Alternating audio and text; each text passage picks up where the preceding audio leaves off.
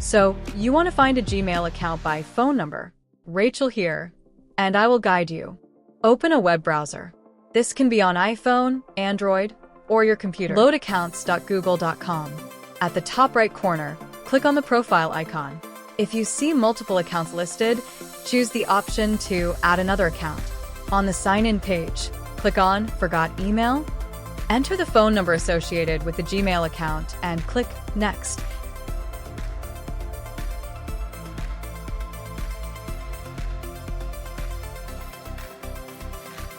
Enter the first and last names for the Gmail account.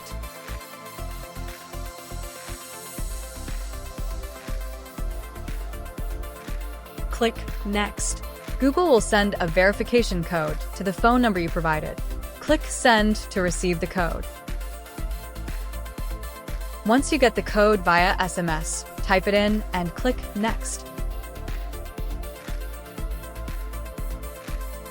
If the information you provided matches Google's records, you will see the Gmail accounts linked with that phone number.